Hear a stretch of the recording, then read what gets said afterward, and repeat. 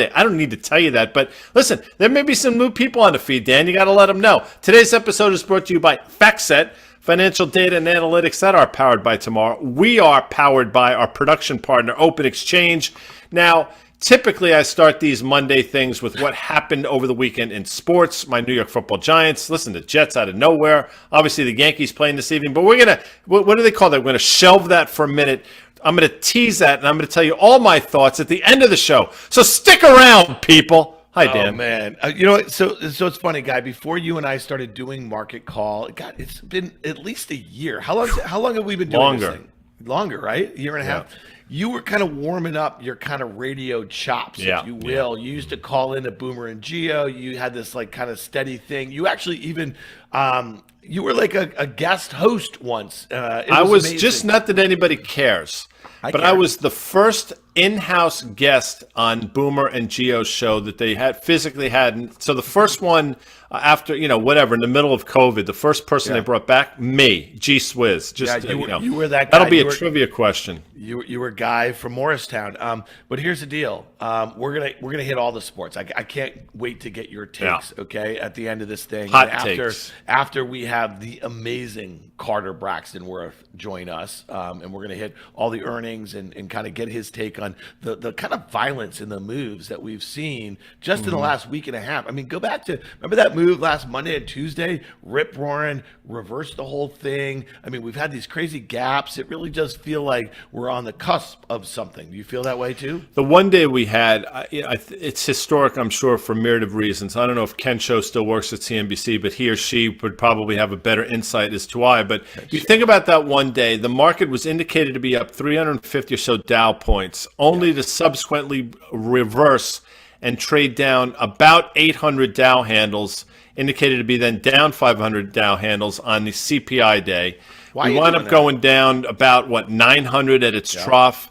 That was a historic day, and only to be followed by another ridiculous day where, again, indicated lower, only to have the face-ripping rally higher. So this volatility is historic. I don't know if it's to suggest a bottom, but I think, and we're going to talk about it in a second, tactically, all this noise may be setting up for exactly what Mike Wilson of Morgan Stanley is talking about in his note. Why are you doing that? Why are you quoting Dow points? I mean, like, again, that's what people do. I mean, I typically people like those down numbers. I mean, I could do S&P. I mean, it was 150 something S&P point move in a matter of minutes, which is, that was speaks to a nutty market. You know, like how people do this on Twitter, like they tweet out, "Tell me you're old without telling me you're old." That's it. Well, and I could say Guy Adami quoting the market in Dow points. No, fair. That's fair. I mean, there are other reasons that I'm old. Well, hold on, just for the listener and the viewer, it's really important. Okay, the Dow Jones Industrial Average, which has had lots of changes to it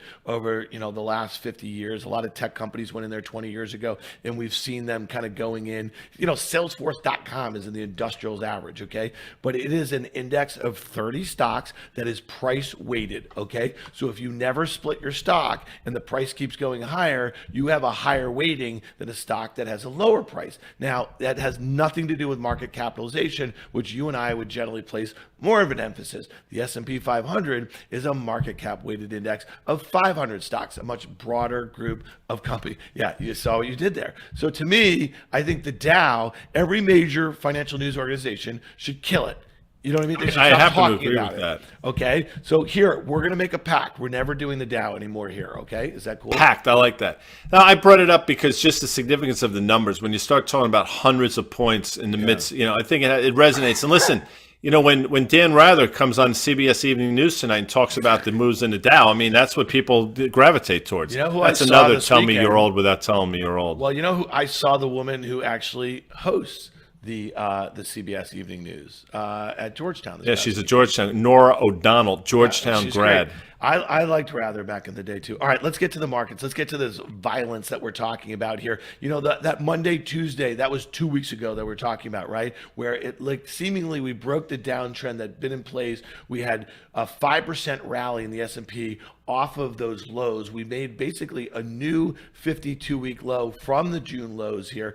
gave it all back, talking about your day that you had that huge reversal after CPI, and here we are. If you look at the 1-year chart, Guy, we're barely, we're basically contending with the downtrend that's been in place from that August low. And then you see that kind of, 3,600 was resistance when we were below that. And now we have that kind of 3,800 number, which was the May low too. Is that important to you? I think so. And look, October high. It'd be interesting. I mean, Carter will have a take on this when we bring him in without question, but this is a pretty well-defined downtrend line that is pretty steep, which suggests at a certain point it's going to be violated to the upside. The question is when. Well, we're right there now. I mean, if it's going to happen over the next couple of days. And what does that set us up for? Does it set us up for a move? Again, we're going to talk about Mike Wilson in a second, but does it get us back to that 4,000 level? And what do we look like if and when we get there? So I think given the violence of what we saw last week, given some of the volumes that we saw last week,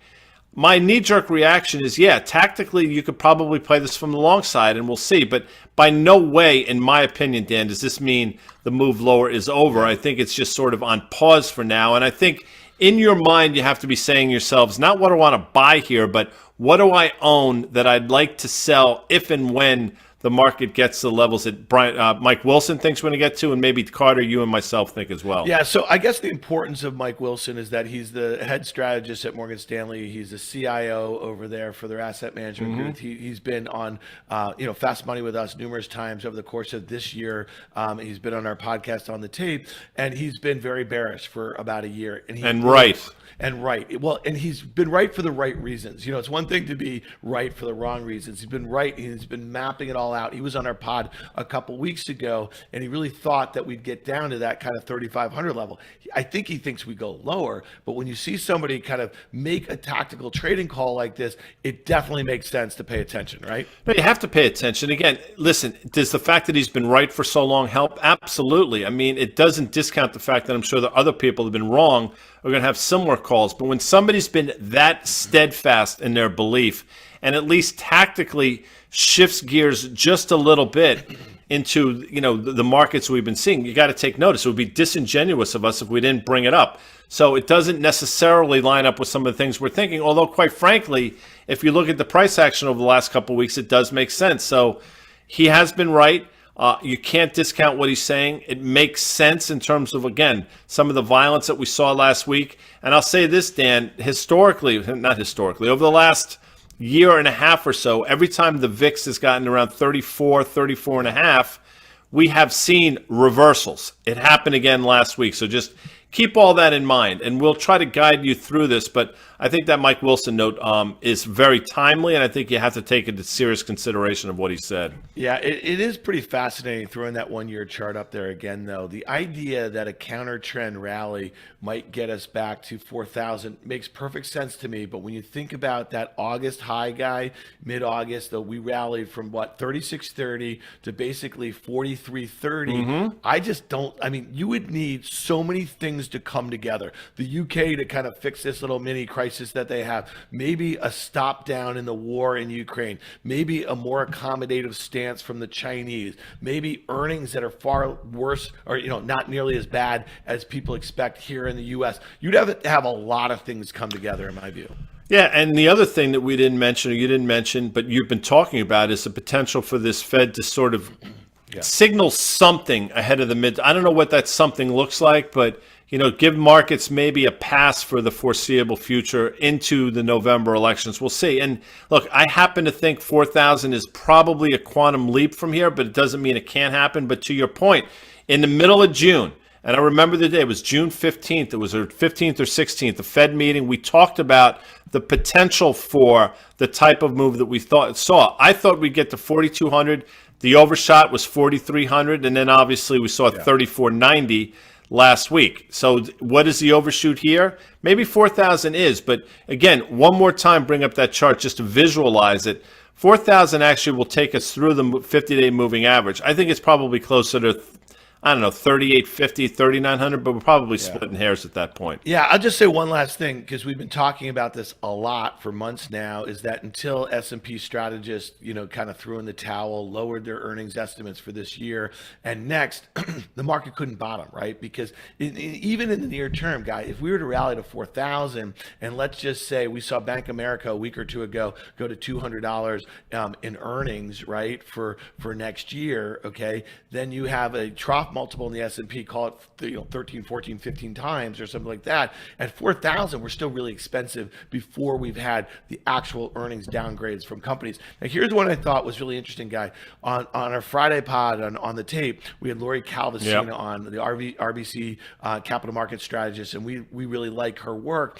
And she talked about how she's been pounding the table on small caps. And we had Liz Young on Market Call just a couple weeks ago saying very similar here. And again, that strong dollar, maybe less of an impact on a bunch of small cap stocks that are more domestically focused here.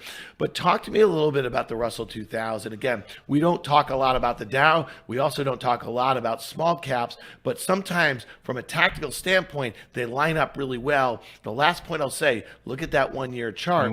It never made a new low like the S&P or the NASDAQ. So maybe what Lori has to say is actually really important right now. Yeah, keep this chart up while I'm talking, because it's important to take a look at it. I mean, those lows that we saw in June, we didn't trade through them this time. We obviously did in the S&P. We didn't in the form of the RUT, which is just something to sort of keep in the back of your cap. What does it mean?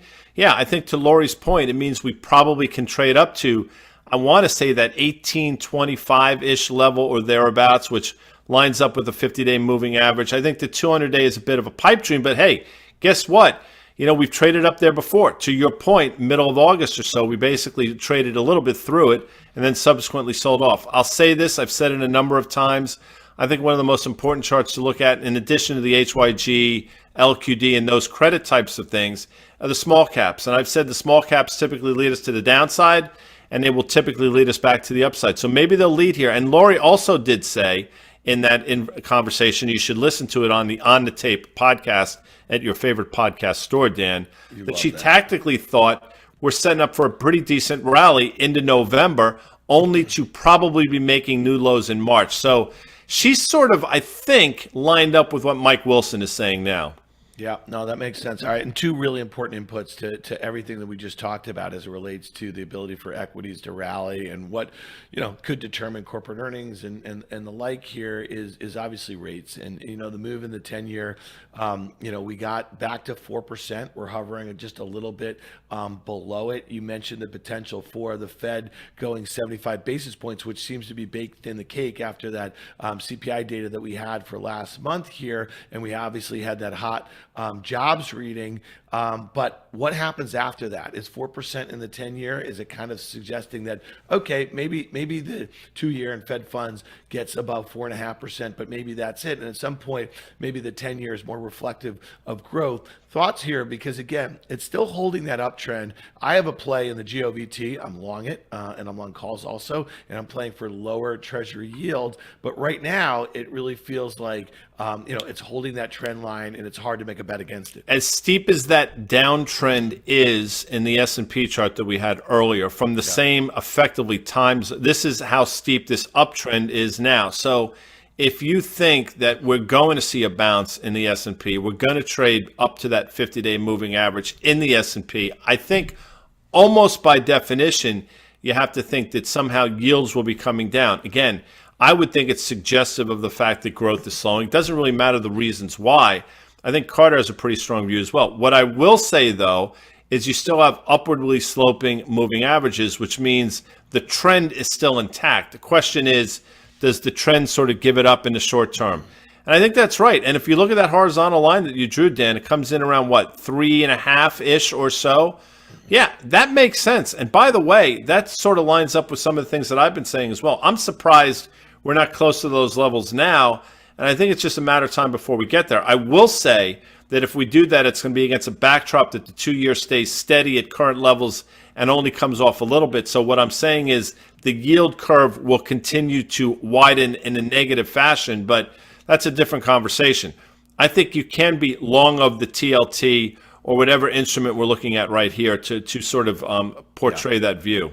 All right, and lastly, real quickly before we bring Carter in, the U.S. dollar index, the Dixie that we look at here, it had that kind of blow-off move in mid to late September. It went from like 110 and almost went to 115, which was just a massive move. Now, we know on the other side of that, we know what was going on in the UK. We know what's been going on with the euro. So we have the pound and the euro both really weak. And, it kind of bounced back, didn't make a new high, really feels like it wants to get back to trend. You see that 50-day moving average. We didn't even need to draw a line. The 50-day does it for you. Thoughts on the dollar, especially if things in the UK were to chill out a little bit? Tactically, again, Carter talked about this in June. He thought although the trend was higher in the dollar, you'd see a back and fill, and that's exactly what happened. And I think we're in the midst of the same type of thing now. The trend is intact without question, but to your point, if the UK, I don't want to say they're going to get their act together because they're far from getting their act together. You're talking about three different groups that are basically diametrically opposed as to what's going on. Government, Bank of England, pension funds, and they're all sort of discombobulated. That's going to take a long time to figure out. But in the short term, you can have some sort of détente there, and I think that's what we're seeing now. I think one of the reasons the market's rallying today is on the back of exactly that. So under that backdrop, Dan, I think you can see a back and fill in the dollar down again to the 50-day moving average. It doesn't mean the trend is broken by any stretch, but it just means, like we've seen a number of times since this started in early 2022, you're going to see the back and fills. And I think we're on the verge of one now. Yeah, and I guess as it relates to the stock market, we said, what we said about small caps and how it's less of an impact. But when you think of like the large U.S. multinationals, right, that make up a disproportionate amount of the S&P 500 and their earnings and their expected earnings growth, if you think where these companies guided, just look on that chart. I mean, most of the S&P 500 reported between mid-July and mid-August, right, when they reported their Q2 and gave Q3 guidance. And look where the Dixie was back then. I mean, it was,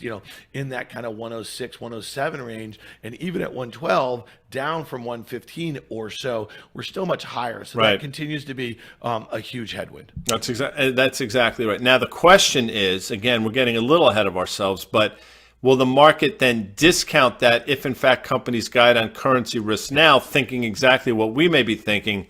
Maybe there's been a bit of blow off top in the dollar. I don't know. See, that's exactly why markets are so fascinating, because you can have all this information, yet somehow markets always do the opposite of what you think is going to happen. And that could be the case if companies start to guide on currency. They may get the benefit of the doubt saying, you know what, the worst is over in terms of a strong dollar, and we're going to discount all this out. We'll see how it shakes out. All right, so let's do it. I mean, can we bring them in? Yeah, the aforementioned Carter Braxton Worth of Worth Charting. You know him, you love him. How are you, bud? I'm good. So hold on, just for a little bit of housekeeping. Since I'm in Guy's category in the age department, Guy, you graduated in 1982 from high school. I graduated in 84. That makes us 56 and 58.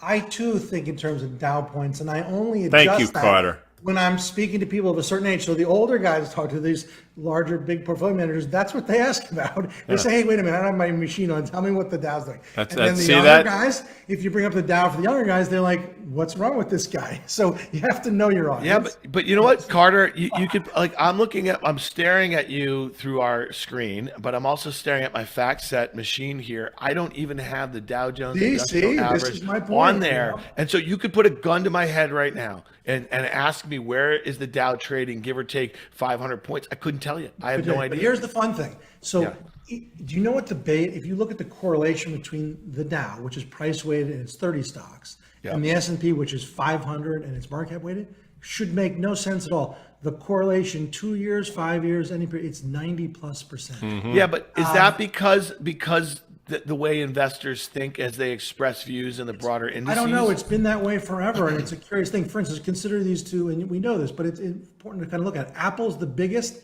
in the S&P, right, at 7+%, but it's only 3% of the Dow. It's a $140 stock. But now United Healthcare is only 1.6% of the S&P, but it's 11.5% of the Dow because it's a $520 stock and it's price weighted. So that shouldn't work, and yet they constantly overlap. Somehow it manages to. It's fascinating. Yep.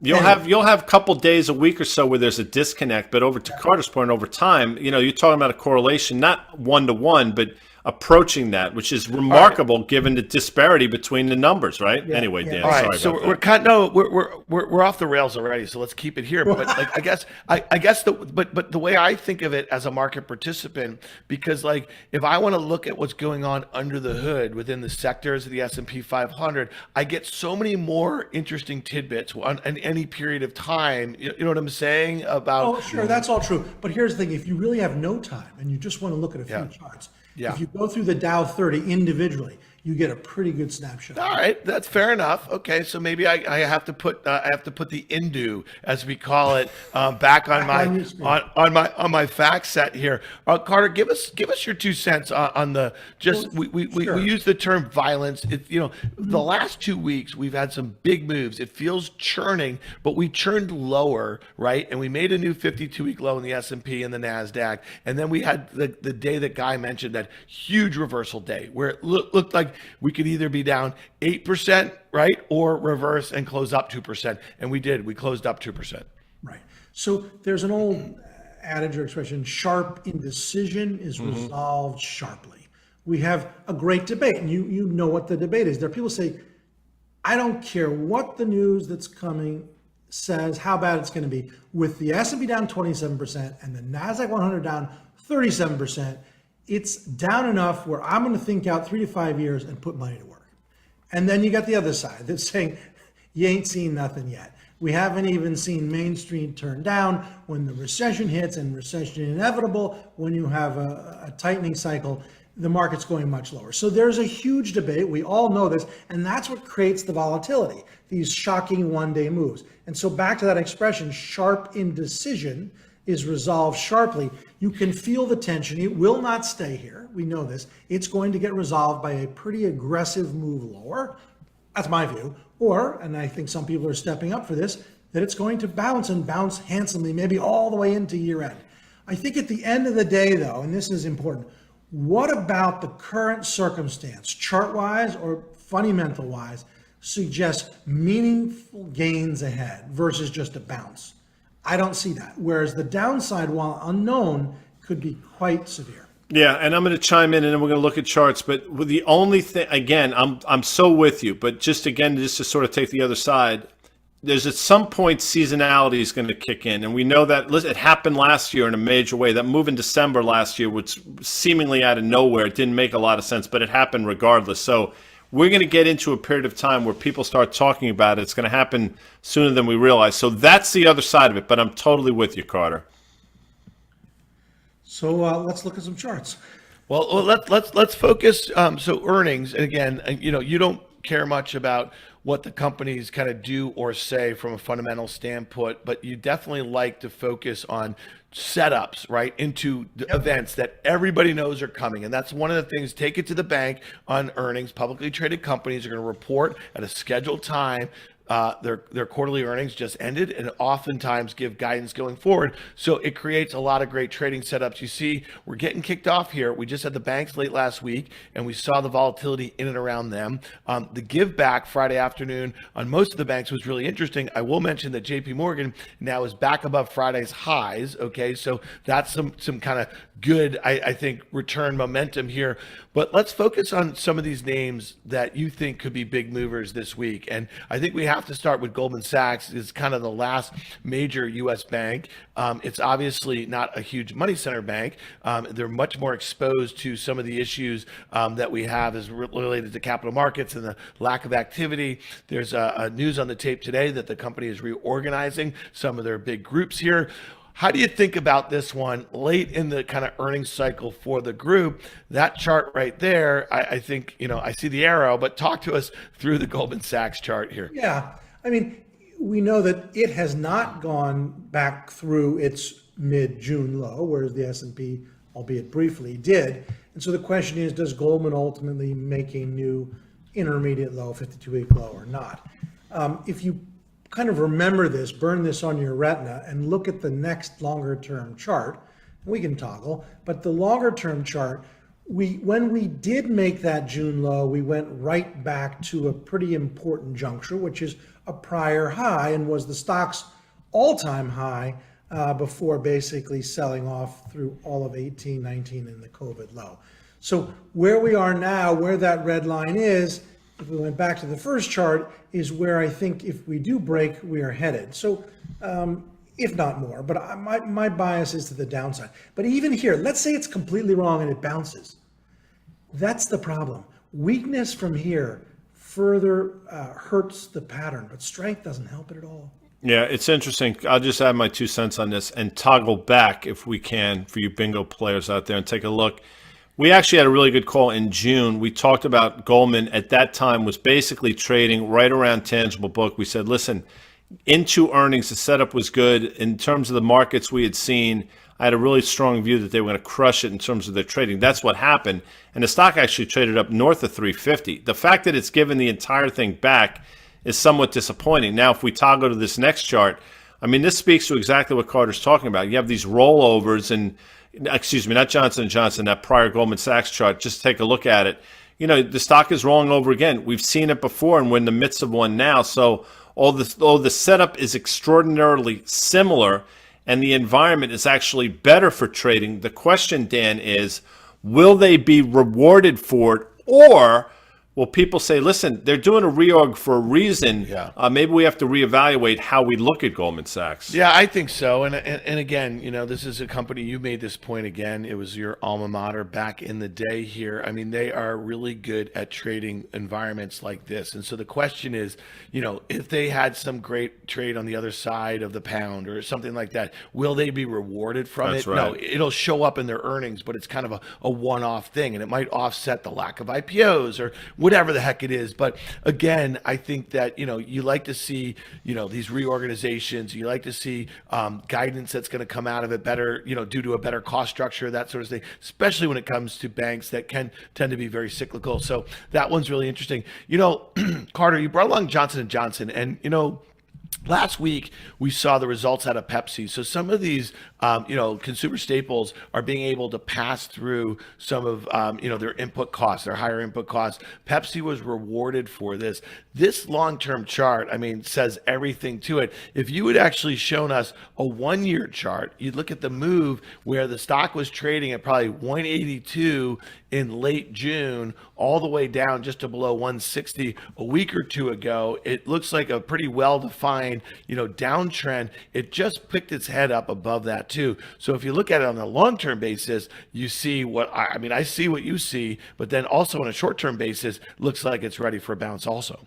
Right. So it's come down a certain amount, and I've not to say fudge the line here, but I've sort of not allowed the COVID swoon to be a part of the trend. And then basically this is from the bear market lows of 2009 to where we are now. And the thought that comes to mind, the expression is north by northeast, higher, steadily higher. What's not to like? Stay long, be long. Never gets too hot, never gets extended.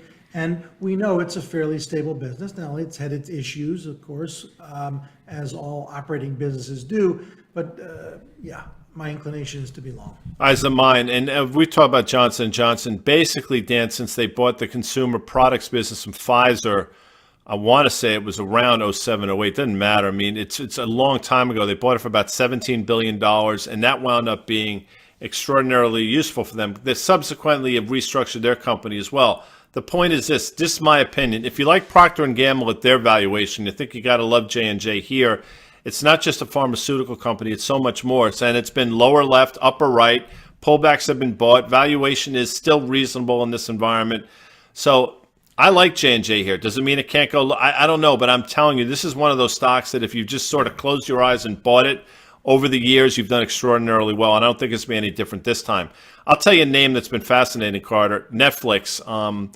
That move to the downside in Netflix was extraordinary. The gaps that we saw in that, you know, I'm a huge Reed Hastings fan, but what I'll say, and I said this in the midsummer, for the first time in a long time, Netflix, you can make a compelling case on valuation. I think people are waking up to that, and I think your work suggests that although we've bounced considerably, there's more room to go to the upside. Well, that's right. I mean, we can look at this just one iteration, but what you have as a sequencing circumstance, fundamentally first, is a great winner that starts to come apart. No one accepts it. They're like, it can't be. and you get a shocking drop in gap. And then it happens again, and people are like, my gosh, maybe I'm not right on this. And then it works lower still. And what happens is price targets get revised. The street, I mean, you're talking 50 analysts cover this, had a price target at the beginning of the year of 700. Think of that. And now they think it's worth 250 12 months hence. So you've got capitulation at the fundamental level. People hate the stock. In fact, it has more sells than buys. In that hold represents sell on Wall Street. So some 33 people think it's hold or sell versus only 17 as buys. But what I see is something that's bottoming. It has all the elements of a bearish to bullish reversal. And today's action alone is very constructive. Yeah, so Guy mentioned those gaps, and again, this stock less than a year ago was trading $700. It was down 77% at its lows, which was pretty astounding if you think about just in such a short period of time. And 2 quarters ago, the stock was down 35%. 3 quarters ago down 22%, and those gaps are sitting out there like a sore thumb. I mean, the fundamentals of the company, and Guy just mentioned valuation. I mean, and neither one of us can remember when they had sort of like reasonable earnings growth that you could kind of forecast that on a gap basis that looked real, especially relative to the amount of money that they were spending and losing on original content. So all of a sudden now the company was being penalized for the pull forward during the pandemic, right? And then they were being penalized for the churn post-pandemic, and then also all of the different members of a household that were on one account. So they said they were never going to do ads for years and years, and they do about face, right? Because they went X growth here in North America. So the idea, if they're even able to capture at a much lower price point, some second household users, or get advertising, right? People who are going to do an ad-supported model, that could drop right to the bottom line here. And if they are able to point to that and guide higher and stem the losses on the churn, I think you're going to see a gap fill back to that 300 level. But all that being said, and again, I know Carter doesn't give a crap about this sometimes, but if they are able, if they are not able to do that, and they're basically going to say it's going to cost us money for a while, and we're going to continue to deal with churn, the stock, which is up 50% off those lows, there's room to the downside. The implied move in the options market is about 11%, nearly $30 in either direction. So again, these are not easy moves to trade into and out of earnings. Fair enough? Not at all. I'm with you on that. Again, I think you're at a point now where people have been trying to fade Netflix for a while. We'll see how it shakes out. Snap is a name, Dan, by the way, that I think you've done an extraordinary job with this one. You've talked about it, and yeah. Carter's work, I think, is suggestive of exactly what I think. You have these levels that we saw again in the worst of the pandemic, right? And here we are sort of bouncing around. I mean, I don't know. I think you can play this. I don't think it's been fixed, but this is a stock that literally can rally 100%. Still be broken, but what a trading opportunity. Yeah, but just real quickly before we hit the technicals, I mean, my 2 cents on this one is that clearly the company is having, huge issues dealing with some of these much larger platforms that have been growing faster, gaining users, gaining market share in the digital ad space. But I think it's a very unique social property when you think about their size, $5.5 billion in sales, largely related to advertising. If Elon Musk thinks that Twitter is worth $44 billion, then someone out there, whether it be a large company, and maybe because they'll be able to buy them, as you think about some of these platform companies have gotten so big, will think that $18 billion in equity market cap is too cheap for this thing. That's my take here on this one. But could another, kind of disappointing guide send this stock into the high single digits? Sure, but I think there's like 2 down, maybe 5 or 6 up sort of scenario in this. Carter, talk to us about the charts, because you were really bearish the whole way down on this thing. I haven't heard you say a positive thing about the technicals in this thing until now, all spring and summer. Yeah, it just feels, it's so symmetrical, right? That's the thing, you can see it, right? The start point, the COVID low, if you will, the huge topping out formation, so well formed, and we've done the full round trip. And here too, you've got complete abandonment from the very crowd that loved it. Consider the following. 1 year ago, the stock was trading at 80, and Wall Street had a price target of 90, 12 months forward. Now, here it is trading at 10, and their price target 12 months was 14.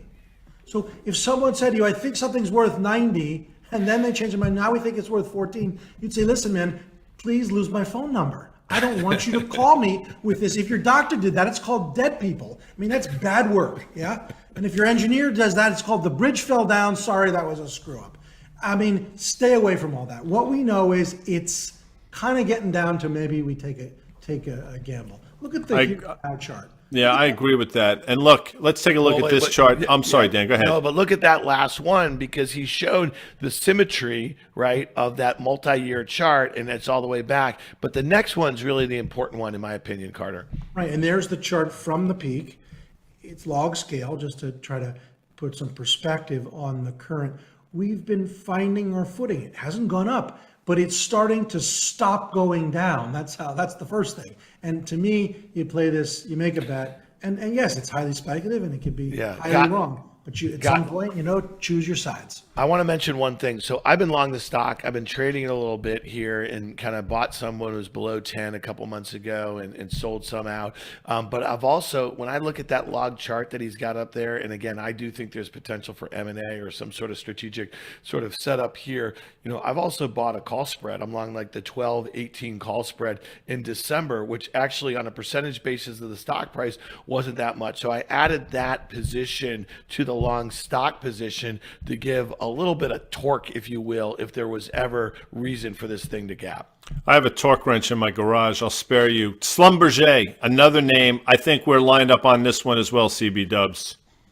Yeah, this is looking good. So what do we know? That's a long-term chart, and talk about a wipeout, right? We know that's 120 all the way down to 10, but we have incontrovertible downtrend that's been broken to the upside. So you can draw the lines that way. You can also draw the bottoming out formation. Look at the next iteration.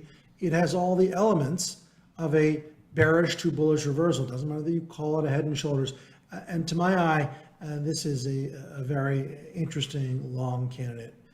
Yeah, I agree with you. I mean, listen, I'll take the fundamental stance, although this has been true for quite some time, that in terms of valuation, it's extraordinarily reasonable. It's a better run company than it was when crude oil was significantly lower many years ago and was trading higher. Not that any of that makes any difference, but this is one where if crude were just to go sideways here and the market finds its footing, I think the oil service name, Schlumberger being a big component of it, will catch up to some of these bigger integrated names, and we'll see. But I'm with you on that one, CBW. I think you stayed long Schlumberger and to a certain extent Halliburton as well in the environment that we find ourselves in. Carter, obviously, thanks for joining us. You don't want to stick around for what I'm about to do, and I'm sure Amanda is wincing right now.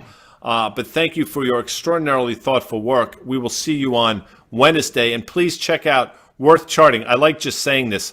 Old-fashioned technical analysis. Nothing slick, just charts. I should do the reads for you, by the way, Carter, because I do it really well. He's the man. He's the man. All right. Thanks, Carter. All right. Well, we covered a lot of ground there, Guy. Yeah, we did. I mean, we're having a rip-roaring rally in the markets here. We did a little setup for some of those earnings names. I think, again, I just say this about earnings. And listen, I like to trade. I like the action. I've been doing this my whole adult life here. But you know what? As I get older, I'm less inclined to take shots into earnings events, especially in periods like this where, like today feels great. It feels like you're going to have a lot of people make bottom calls, right, Guy, and say that was the worst of it. But let me tell you something. You get something wrong in a name where people have all moved to one side, for whatever reason, and they miss and they guide down, and you have that one stock that's down 10 or 15% in a big green day or whatever, when people are starting to feel better about things, you feel like a real dummy, because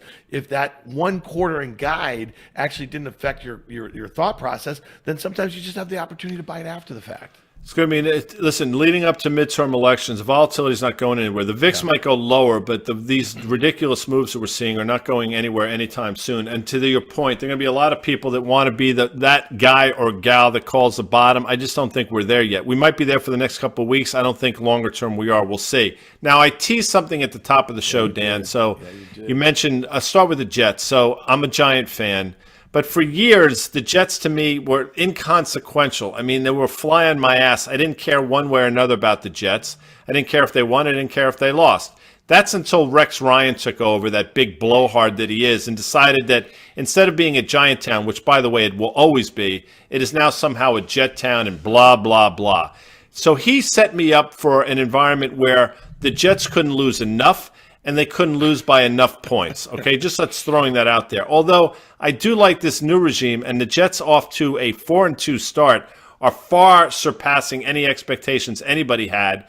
They blew out the Packers yesterday in Green Bay. People don't typically do that.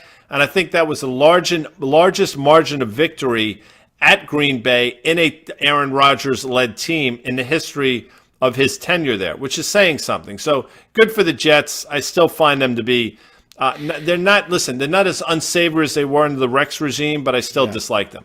New York Giants, on the other hand, 5-1, got totally outplayed yesterday, but Dan, they still found a way to win. That is a mark of not a great team, a good team right now. I'm not suggesting they're going to go 13-4, but this is a team that could rattle off 10 wins and find their way into the playoffs in a very tough NFC East. So good for the Giants, and for you Daniel Jones haters out there. As for the Yankees, played last night in Cleveland. I don't know if there are any Major League fans out there. Not the Major League Baseball, the movie Major League.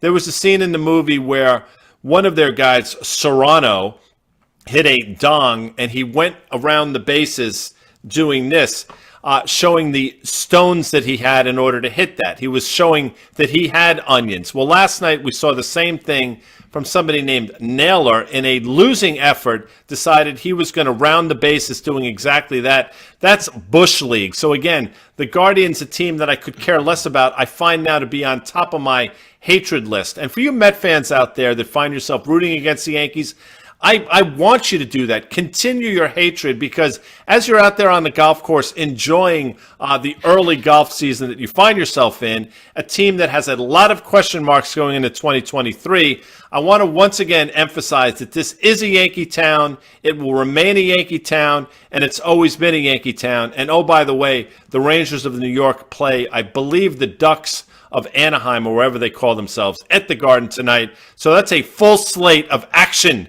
on this Monday. How'd I do, Dan? Yeah, well, that was epic, Guy. I hope Thank the you. Yankees do not get rained out. I hope they can finish this thing off and find themselves in the ALCS. I'd love to see them take on the Padres, Bob Melvin's Padres, if they can get by these Phillies. Fan of Fast Money and Market Call and on the tape. And do you remember when the Yankees, didn't they sweep the Padres? I'm going to say 99. I believe that was 1999, if memory. So I'm sure I'm off by a year, but yes, it was 98 or 99. 98, one of those 2 99, years. close. All right, and you know, I think the Yankees beat the Cleveland Indians in the divisional series one of those years that they went to. So there you go. They got that guy going. You put a bow on it. Well, we really ran late. I mean, we're 43 minutes into this That's biatch, fine. and I'm sorry, Amanda. I know Amanda's she's not happy with me, and that's fine. It's all my fault, people. So that's it. I want to thank you for joining Market Call. I obviously want to thank Carter Worth. I want to thank our sponsor, FactSet. I want to thank the people that were powered by Open Exchange. Tomorrow I'll be back on the tape.